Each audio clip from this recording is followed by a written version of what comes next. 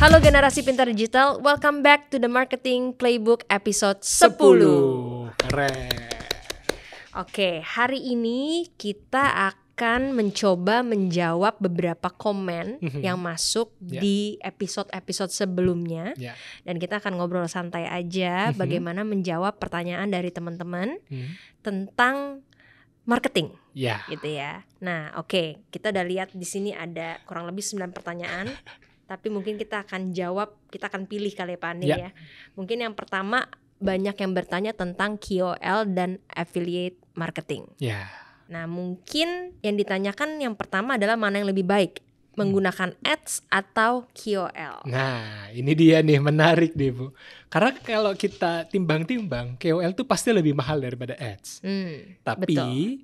Setiap channel itu kan punya fungsinya berbeda-beda gitu ya. Ads sama KOL ini keunggulannya beda-beda. Ads ini Bu, secara jangkauan pasti akan lebih luas. Tapi yang ngomong kita, benderanya bendera kita. Kalau KOL yang akan dijangkau lebih kecil, tapi lebih meyakinkan. Karena kan kalau KOL yang ngomong orang.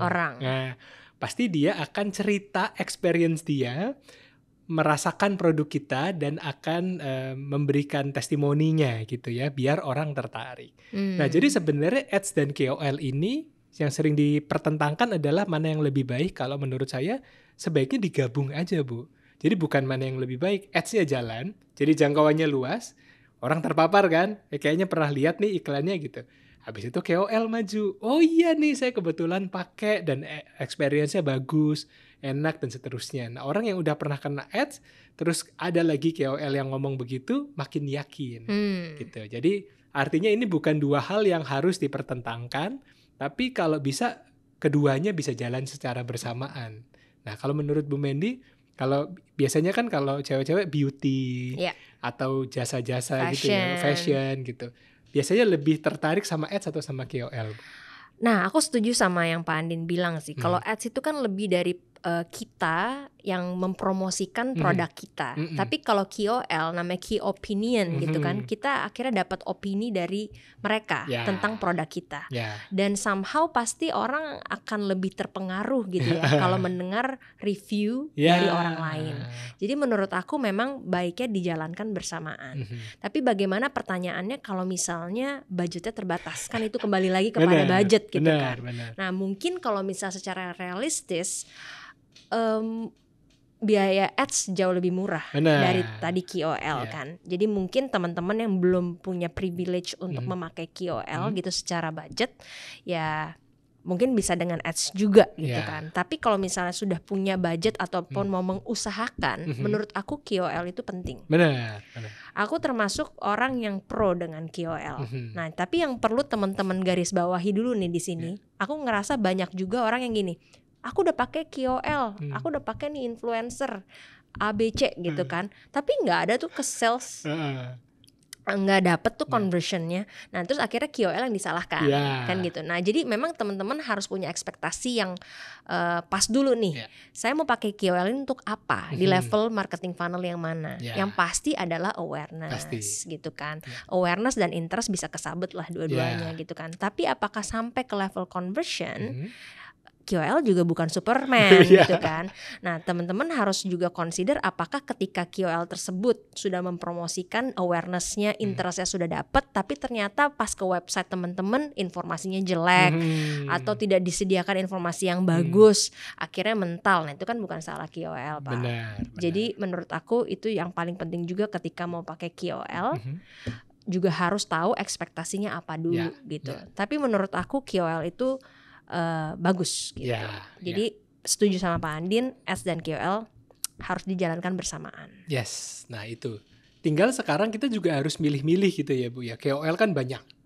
Nah kita harus pilih yang sesuai dengan kemampuan tadi, sesuai dengan budgetnya. Kadang-kadang kita mikirnya KOL itu harus yang selebriti, yang 1 juta follower, 500.000 follower. Padahal sebenarnya sekarang trennya lagi banyak ke micro and nano.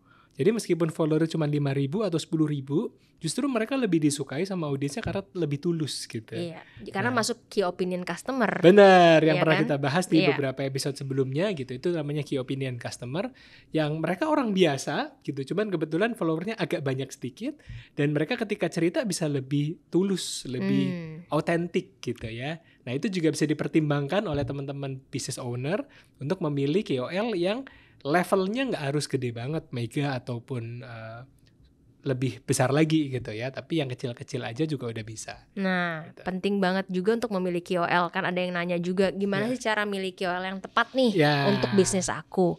Nah, yang pertama balik lagi ke target market, ya kan? Target market kita siapa? Terus brand positioning kita ada di mana? Benar. Nah, nanti KOL yang kita akan pilih itu harus sesuai dengan target market tadi. Benar. Gitu kan? Ternyata nih aku punya pengalaman Pak mengenai KOL ini. Jadi waktu itu aku pernah develop sebuah aplikasi game.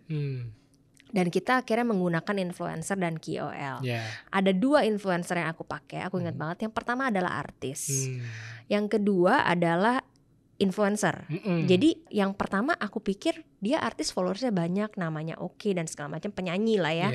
Nah tapi ternyata tidak efektif gitu menggunakan KOL tersebut, menggunakan artis tersebut sebagai KOL. Kenapa? Karena ternyata yang follow dia lebih demennya fashion, bukan aplikasi game. Nah sedangkan influencer yang satu yang saya pakai ini adalah influencer yang memang kawaii gitu, lebih ke Jepang.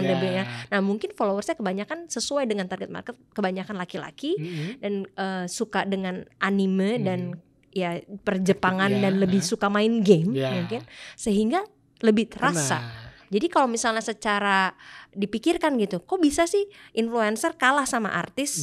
Nah itu tergantung lagi kan, balik lagi kepada target kita dan apakah audiens yang follow itu memang sesuai dengan produk yang kita jual. Benar. Nah itu pelajaran yang sangat berharga buat saya, karena untuk pakai artis itu juga nggak murah Pak, mahal banget gitu. Sekali post saya ingat banget saat itu ya. Mungkin itu tahun 2010-an lah. Itu 15 juta loh. Satu postnya. Kalau sekarang rata-rata udah 50 hampir 100 gitu mungkin. ya. Jadi ketika sudah membayar itu ternyata tidak efektif, bukan kepada salah si artis gitu kan, salah kepada kita marketer yang kurang jeli untuk memilih KOL yang tepat. Jadi menurut aku teman-teman jangan juga yang penting artis followersnya 1 juta. Tapi kalau misalnya ternyata memang tidak sesuai dengan target market, lebih baik jangan. Mendingan yang kayak Pak Andin bilang, pakai mikro dan nano influencer pun oke. Asal memang followers tersebut memang mengikuti minatnya betul, gitu ya. Betul sekali. Baik. Nah, yang menarik juga Bu masalah KOL, ini kita masih di KOL gitu ya. Ada sekarang perdebatan Bu masalah KOL. Jadi ada yang bilang KOL itu bagusnya di collab. Tapi ada yang bilang KOL itu jangan di collab. Keduanya punya pros and cons. Kalau di collab, audiensnya nyambung, tapi tidak tulus. Tidak otentik. Itu pasti jualan. Tapi kalau tidak di collab, lah saya kan udah bayar, tapi kok nggak di collab gitu. Nah, tapi kalau nggak di collab justru akan lebih kelihatan autentik gitu. Bahwa ini orang emang bukan dibayar, tapi emang ngerasain dengan sendirinya gitu ya, beli pakai uang sendiri dan ngelihat bahwa apa yang di-review itu beneran otentik gitu. Nah, jadi memang kadang-kadang kita nggak bisa bilang bahwa harus di-collab atau nggak harus di-collab, tapi memang sesuai dengan konteksnya. Kalau memang kita mau ngejar reach, yang penting biar orang tahu, silakan di-collab. Atau ngejar persepsi gitu ya, brand ini collab sama dia gitu. Tapi kalau memang kita mau ini lebih autentik, mending gak usah di-collab gitu. Kalau menurut Bu Mandy, lebih percaya sama yang di-collab apa yang gak di-collab? Setuju sih. Jadi kalau misalnya lihat di satu KOL gitu, dia kan suka waktu itu ada bisa informasi paid partnership gitu kan. Ya bagusnya adalah kita tahu this is ads gitu, iklan. Mungkin KOL tersebut memang mau transparan, ya kan. Tapi memang jadinya kelihatan jualan otomatis ya. Katanya orang males dengan advertising ya. Ternyata bener ya kayak iklan lah. Tapi ketika dia mereview sesuatu, bahkan ada KOL yang tulis ini nggak dibayar loh, tapi review beneran gitu kan. Nah itu lebih meyakinkan, lebih percaya. Gitu. Tapi itu sih balik lagi tergantung dari KOL-nya sih Pak. Jadi memang untuk menjadi KOL dan sebagai KOL juga harus bertanggung jawab dengan produk-produk yang dipromosikan juga. Nah mungkin banyak juga KOL kalau sekarang sih aku rasa makin lebih selektif, karena market makin pintar, nggak bisa kemakan iklan begitu aja gitu kan. Tapi kan kita suka lihat kalau misalnya kayak di TikTok banyak review yang enak banget segala macam, pas datang zong, ternyata itu kan berarti over promising marketing gitu kan. Nah akhirnya kan kalau misalnya KOL yang mereview tersebut dan ternyata kita nyobain nggak enak, itu kan salahnya KOL itu untuk menjeopardize dia punya kepercayaan gitu loh daripada marketnya. Tapi kalau misalnya Pak Andin bilang di collab atau enggak itu tergantung. Jadi kayak misalnya aku bantuin suamiku nih fotografer gitu kan, ada memang beberapa yang kita endorse gitu kan. Nah akhirnya untuk mendapatkan awareness lebih besar kita collab gitu. Tapi ada juga yang tidak. Jadi memang tergantung lihat di situasi dan kondisi. Nggak masalah juga sih sebenarnya kalau untuk tahu kita memang berpartner sama dia untuk marketing gitu. Itu juga nggak masalah. Cuma memang lebih pintar-pintar aja pilih konten yang collab sama yang enggak gitu. Betul. Nah terakhir tentang KOL nih Bu, yang selalu jadi pertanyaan gitu kan. Udah ngeluarin uang 15 juta anggaplah tadi, atau 30, sekarang harga KOL mahal-mahal gitu ya. Meskipun ada yang murah juga sih tadi. Pertanyaannya adalah selalu bagaimana cara mengukur performance-nya gitu Bu. Uang yang kita keluarkan ini jadi apa? Gitu kan. Nah sebenarnya itu juga kita ajarkan di kelas Job Connector maupun di kelas-kelas Skill Accelerator Bootcamp kita gitu ya. Sebenarnya ada cara menghitungnya Bu. Yaitu kita akan pakai metode yang sama kalau kita menghitung iklan. Jadi kan kalau kita iklan biasanya kalau di level awareness ada cost per mil. Nah 1.000 kali lihat itu setara dengan berapa rupiah. Nah sama kita akan juga gunakan untuk views-nya gitu ya. Jadi misalnya kalau si KOL ini kerjasama sama brand lain, kan kita kelihatan ya historinya gitu. Misalnya ada. Jadi kita minta insight-nya dia dong ya. Kita minta insight atau memang kita ambil dari data yang kelihatan gitu. Kan sekarang kalau views di Reels kelihatan gitu betul. Ya place-nya. Tapi lebih bagus kalau kita bisa minta insight-nya gitu. Kadang-kadang ada yang ngasih, ada yang enggak. Nah kita bisa hitung Bu. Rate card dia anggaplah 20 juta. Terus satu video dia terakhir yang collab, dia dapat 2 juta views juga misalnya gitu. Harganya 20 juta rupiah, viewsnya 2 juta. Dibagi dong. Dibagi, betul. Berarti kan harga 1 kali lihatnya 10 rupiah. Berarti harga per 1.000 kali lihat 10.000 rupiah. Berarti itu mirip-mirip sama ads gitu ya. Nah nanti kita akan compare sama influencer yang lain misalnya. Rate-nya berapa, viewsnya rata-rata berapa. Karena kita harus lihat ya Bu, ada konten yang partnership, ada yang enggak. Pasti akan jauh beda view-nya. Kalau yang partnership mungkin kecil, kalau yang enggak mungkin besar banget gitu. Kompetitor juga dari influencer yang lain juga pasti akan punya beberapa jenis konten gitu. Nah dari situ kita bisa hitung-hitungan berapa views versus berapa rupiah. Nah kalau kita minta insight-nya kita jadi bisa lebih dalam, minta berapa klik. Misalnya kan kalau stories ada tombolnya, atau kalau di bio ada linknya gitu. Nanti kita bisa hitung campaign terakhir sama siapa, berapa klik yang akhirnya melakukan klik, di compare sama biayanya mereka. Bahkan kalau ada yang leads atau pakai kode voucher, kadang-kadang ada gitu ya, itu bisa juga kita hitung dari rate-nya. Benar. Dari jadi, dia kode vouchernya dipakai enggak, berapa banyak gitu ya. Nah itu kan pasti akan dia gunakan sebagai portfolio atau success story. Nah kita pelajari dari situ. Jadi sekian rupiah dia bisa generate berapa sales gitu. Nah akhirnya keluar hitung-hitungan. Meskipun kecil kemungkinan langsung nutup atau langsung untung gitu ya Bu. Karena tadi ekspektasinya adalah di awareness atau di interest. Sampai ke engagement gitu. Cuman memang kita setidaknya punya perhitungan dari uang yang kita keluarkan itu berapa nih kembalinya. Kalau di compare sama iklan, berapa views. Kalau kita pakai KOL ini kita bisa dapat berapa views, berapa klik, sampai ke berapa konversi. Oke. Dan ini tadi yang Pak Andin jelaskan itu jadi mengingatkan saya kembali lagi kepada ekspektasi brand. Benar. Jadi memang sebuah brand itu kalau mau pakai KOL harus tahu dulu ekspektasinya apa. Kalau misalnya yang pertama untuk awareness, tadi bisa diukur dari cost per mile-nya gitu kan. Nanti juga misalnya, tapi kalau misalnya mau dapetin leads gitu kan, bisa diukur dari cost per klik-nya. Tapi sebenarnya menggunakan KOL sama ads, aku baru menyadari adalah dua hal berbeda. Yang pertama tidak sekedar hanya mendapatkan awareness, tapi membangun branding. Brand positioning itu kita bisa dapatkan dengan KOL. Karena kalau misalnya ads aja itu kurang strong. Tapi kalau misalnya ditambah KOL dengan opini mereka, dengan penguatan dari mereka, itu menambah kekuatan dari brand positioning kita.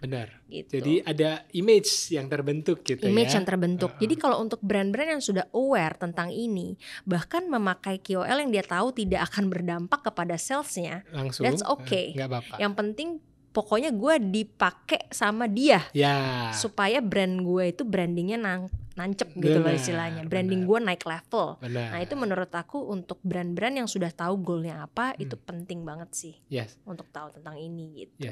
Dan sekarang lagi banyak tren menghemat biaya produksi dengan konten dari KOL, Bu.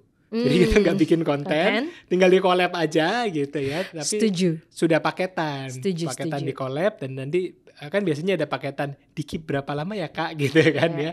1 bulan, 2 bulan, 3 bulan gitu. Nah jadi ternyata dari satu pertanyaan tentang KOL ini banyak juga ya Bu yang bisa kita gali. Dan semoga menjawab kegalauan teman-teman marketer. Kalau ditanyain sama manajemennya, bayar sekian puluh juta untuk KOL dapat apa? Nah itu tadi cara mempertimbangkannya sampai cara mengukurnya. Nice. Oke, kita lanjut ke pertanyaan selanjutnya. Mungkin kita bahas 3 pertanyaan aja kali Pak ya. Aku mau ke nomor 9 dulu tuh. Bedah akun sosmed brand yang paling works secara organik. Bedah masing-masing kenapa bisa works. Bedah akun ya. Pak Andin siapa Pak? Ini brand ya, akun sosmed brand gitu. Jadi kalau saya punya beberapa akun sosmed brand favorit. Kalau yang dari luar dulu ya. Yang dari luar itu ada Duolingo. Iya. Saya kebetulan aplikasi bahasa. Iya benar. Saya kebetulan lagi sering main Duolingo biar bahasa Inggrisnya juga makin bagus gitu. Dia punya karakter yang kuat si burung itu gitu ya. Dia aktif sekali untuk mengajak orang-orang dengan gayanya dia, emang agak tengil gitu. Jadi dia bisa tiba-tiba ngejek-ngejek kita gitu. Cie belajar bahasa Mandarin ya gitu. Atau dia bisa mengikuti tren Squid Game lagi rame, dia tiba-tiba ikut memparodikan itu gitu. Jadi untuk di social media account, kan biasanya akun brand itu cuma normatif aja. 5 hal yang menguntungkan kalau kamu belajar bahasa Mandarin. Biasanya kan kayak gitu ya konten-konten. Ini dibuat lebih interaktif. Jadi dia memang positioningnya adalah belajar dengan cara yang menyenangkan. Jadi akunnya ini pun harus bisa menyenangkan. Itu Duolingo menurut saya bagus sekali untuk menjadi studi kasus brand yang keluar dari pakem dan memang sedekat itu. Akhirnya orang pun yang nggak aware jadi lebih aware gitu ya, dan tersentil juga untuk belajar lagi gitu pakai aplikasi mereka. Itu Duolingo. Kalau di Indonesia itu saya suka sama Ditjen Pajak. Jadi kalau Ditjen Pajak itu akun pemerintahan yang susah sekali biasanya, kaku sekali gitu ya untuk bisa dekat dengan audiensnya. Tapi dia bikin konten orang lagi didorong naik dorongan yang kalau biasanya ada event-event gitu Bu, sambil tiduran gini, sambil dia ngingetin tentang pajak gitu. Atau waktu itu lagi rame ada orang dishub naik ke kap mobil, memberhentikan sebuah mobil, terus dia parodiin itu gitu. Nah artinya catch attention lah ya. Ya gitu. Untuk sebuah level akun pemerintahan ini jauh di luar batas-batas yang biasanya terjadi gitu. Jadi kalau di Indonesia favorit saya itu Ditjen Pajak gitu. Nah kalau Bu Mendy, sosmed brand yang disukai apa nih? Kalau aku satu brand baju sih Pak. Jadi aku suka Josephine Ani. Josephine Ani itu brand baju yang lumayan sering lately aku beli gitu kan. Menurut aku Instagramnya bagus gitu. Fotonya itu mencerminkan brand positioning dia. Fotonya itu maksudnya terlihat tadi tampilan dia proper gitu ya. Tapi aku juga suka konten-konten reelsnya dia. Dia pakai KOL juga ya. Misalnya seperti ini pakai KOL dan dia ada misalnya pilar styling. Styling tapi yang dia kasih value, tapi yang stylingin juga KOL. Gitu sehingga dan maksudnya secara visualnya juga sangat dipikirkan sehingga catch attention dan positioningnya jelas. Kan kita pernah bahas ya Pak ya. Kalau aku lebih suka kayak memang brand ini jelas, positioningnya jelas, tidak yang tiba-tiba dia reelsnya seperti Nora gitu kan. Jadi dia tetap sesuai branding gitu. Nah itu Josephine Annie aku suka. Ada lagi brand baju Duma. Nah brand baju Duma itu juga aku lucunya menarik kayak gini. Lumayan dia bisa nyebrang sih lately. Jadi kalau misalnya ditampilkan dia kan brandnya kan brand bajunya lumayan high end gitu ya. Tapi ternyata reelsnya itu mereka joking gitu, kocak gitu untuk Chinese New Year. Tapi itu lebih engaging untuk market Indonesia. Dan terlihat lucu tapi tidak murahan. Bener, gitu. Jadi tetap punya kelas. Tetap punya kelas, itu yang aku suka. Nah, terus kalau misalnya social media beda akun, mungkin influencer ya Pak ya. Aku suka liatin 2 orang. Ini menurut aku storytellingnya bagus. Yaitu Monica Amadea sama Vina Gracia. Jadi 2 influencer ini menurut aku storytellingnya bagus. Jadi dengan the way dia menceritakan barang-barang yang dia review, perjalanannya dia dan segala macam itu sangat menarik. Jadi seperti two ways communication gitu ya, nggak cuma one way doang. Itu aku suka, visualnya juga bagus. Dan sebenarnya akun-akun gereja Pak. Jadi akun-akun gereja kalau di Amerika salah satunya Boo Church gitu ya, Boo's Church gitu. Itu menurut aku secara konten memang bukan Indonesia banget sih, bukan yang konten-konten ngikutin TikTok punya gaya gitu, tapi secara visual top notch banget karena dari fotonya, dari videonya menampilkan community-nya seperti apa, brandingnya sangat jelas, positioningnya sangat jelas. Itu kalau menurut aku. Nah menarik nih Bu, karena kan kadang-kadang kita punya gambaran gitu ya. Kalau di IG ini harus bisa mewakili dari brandnya seperti apa. Kalau emang brandnya high end, ya pasti teknik pengambilan gambarnya, angle-nya, pencahayaannya, semua yang diciptakan harus menciptakan branding itu gitu ya.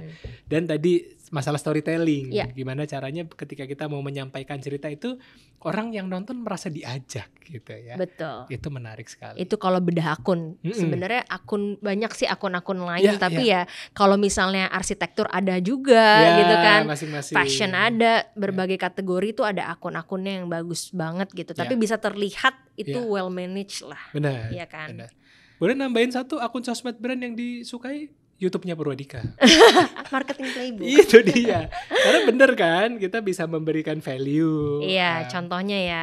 Dan semoga juga dari teman-teman bisa terus memberikan feedback gitu ya, sehingga kita bisa kasih value yang lebih baik lagi. Oke, yang terakhir strategi hard selling and soft selling. Nah ini di episode 9 kita udah bahas hanya 3% yang siap membeli langsung. Ternyata 97%-nya harus di nurture lagi. Nah jadi kalau strategi hard selling itu biasanya ya bagaimana membalancekan, aku bilang harus jalan dua-duanya. Hard selling seperti apa ya, promotion dan lain-lain itu tuh harus selalu ada. Harga promo, terus daily deals dan lain-lain. Tapi soft selling ini juga harus terus dilakukan untuk kasih value. Menurut Pandin gimana? Ya, artinya gini kan, kalau kita mengelola akun sosmed ini at the end tujuannya adalah jualan. Pasti gitu kan ya. Cuman memang kalau jualan terus orang juga agak males. Betul. Tapi kalau terlalu soft terus, kadang-kadang banyak Bu yang ikut aliran soft selling tapi terlalu soft. Jadi akhirnya sampai akhirnya loss. Ini soft terus udah gitu perusahaan tidak making money. Akhirnya tutup. Nah ini akhirnya orang-orang juga nggak jadi customer gitu kan kalau terlalu soft, karena kayak masih di level kasih tips kapan jualannya gitu. Jadi at the end kita tetap harus jualan, cuman kemasannya ini ada banyak gitu. Ada yang kasih value dulu terus jualan di tengah, ada jualan di belakang. Ada yang memang langsung promo di depan karena time limited gitu. Jadi ini adalah perlu mix and match gitu ya. Kita ketemu sweet spotnya di mana harus jualan, harus making money, tapi juga harus kasih value gitu. Nah saat kita lagi ngomong begini, tiba-tiba nanti ada iklan di sisi kiri, sisi kanan gitu. Jadi kan. ini adalah perpaduan dari soft selling dan hard selling. Contohnya. Jadi hard selling dan soft selling harus berjalan beriringan. Bersamaan. Hard selling harus balance lah ya Pak ya. Kalau hard selling terus orang males. Soft selling terus kapan jualannya. Jadi harus dibalancekan, mungkin 60-40, 70-30, tapi nggak boleh dibiarkan begitu saja 100% hard selling, 100% soft selling. Itu jadi tidak menarik. Benar, itu dia. Jadi nanti kita juga bisa tes ombak gitu ya. Pasti yang hard selling engagementnya pasti kecil, pasti. Karena orang nggak suka langsung dapat ads, tapi kan kita tetap harus jualan gitu. Nah, nanti tinggal kita lihat nih engagement yang di hard selling berapa, yang di soft selling berapa, dan di minggu itu bisa kita atur mana nih porsi yang lebih banyak dan nggak harus sama terus gitu ya, bisa kita atur secara dinamis. Oke, I think that's all Pak Andin. Yes. Kita udah menjawab 3 pertanyaan dari KOL affiliate marketing, bedah akun, sampai strategi hard selling dan soft selling. Nah, buat teman-teman aku pengen ingetin lagi, The Marketing Playbook episode 7 ketika kita bahas brand storytelling itu sudah ada di website Purwadika. Teman-teman bisa membelinya untuk bisa nonton secara langsung, itu aksesnya seumur hidup. Jadi jangan takut, bisa dinonton rame-rame nobar gitu. Benar. Dan durasinya lebih panjang waktu itu. Durasinya lebih panjang. Hampir 1,5 jam. 1,5 jam. Iya, kita bahas tentang brand storytelling gitu. Oke, I think that's all untuk episode 10. Semoga bermanfaat buat teman-teman yang lagi bangun bisnis dan proses marketing. Aku doakan proses marketingnya tambah sukses, bisnisnya tambah jalan. Gitu kan. Sampai on the next episode. See you.